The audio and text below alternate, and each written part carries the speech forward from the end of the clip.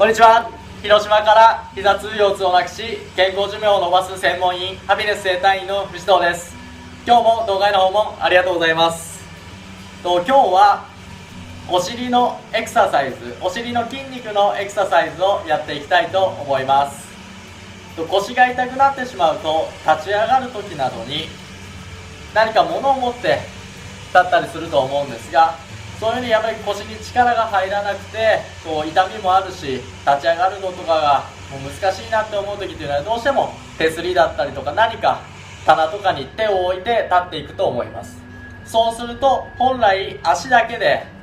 立ち上がりたいんですが、足の力で立ち上がりたいんですが、本来その時にお尻の後ろですね、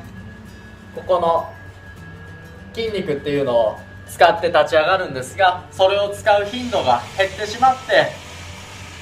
どんどんまた立つ時に力が入れにくくなってっていうことが起こってしまうので、そういうお尻の筋肉を鍛えて立ちやすい体づくりっていうのをやっていきたいと思います。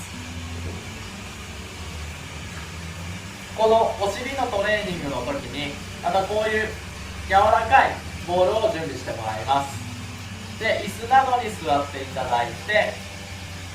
ボールを足の裏ですね、片方ずつやっていくんですが、足の裏で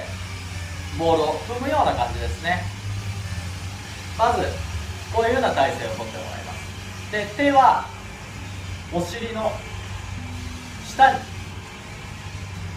入れていただいて、これでぐーっと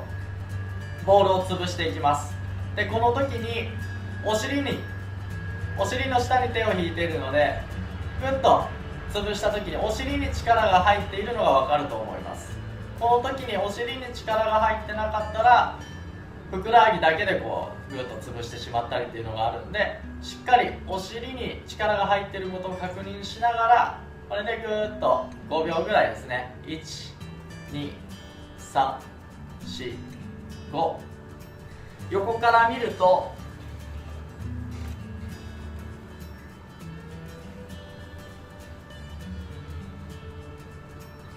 こんな感じですね。ボールを潰す。で、この時もやっぱりトレーニングの時は同じように前かがみになってぐーっと、こうすると全然お尻に力が入ってないですね。もう足だけで踏んでるような感じですね。で、逆にやっぱ反ってるともうあんまりもう力が入れづらいんで、しっかり骨盤を立ててもらって、股関節も90度にしてもらってぐっと踏む。そうするとここのお尻に力が入ってる感じがこの手の感触で分かってくると思うんで、これを姿勢をしっかり意識してやってみてくださいね。で、これも回数としては5秒をできれば最初は5回ずつやってもらって、左右ですね、しっかりやってもらって、でそれができるようになってきて、慣れたなって思ってきたら5秒を10秒にしてもらったりすると、どんどんお尻の筋肉がついてきて、こう立ち上がる時ですね、こういう風に立ち上がる時にしっかり